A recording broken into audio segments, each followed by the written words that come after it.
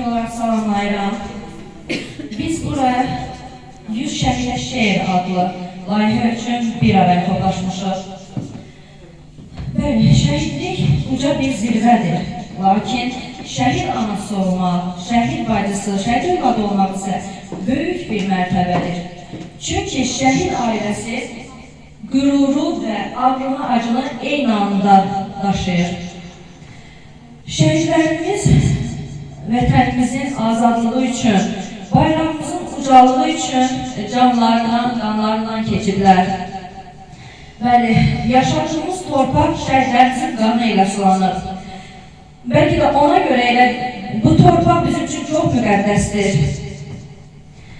Allah bütün şəhidlərimizə rəhmət eləsin. Şəhid ailələrinə isə Allahdan səbir edirəm. Mən özümdə bir şəhid qohumu kimi, anam özü şəhid bacısıdır və bura yeni bir üst kimi çıxış edirəm. Təkcə şəhidlərimizə deyil, həmçinin qazilərimizə, veteranlarımıza da öz minnətdarlığımı bildirirəm. Bunu deməsəm məndən incəyərlər, yəqin ki. Onlara da minnətdarıq, ömrümüzün sonuna kimi. Biz bu torpaqda yaşayırıq, rahat gəziriksə, sizlərin, təbii ki, sizlərə görədir hansı. Allah şəhidlərimizə rəhmət eləsin. Sağ olun. Teşekkür ederim.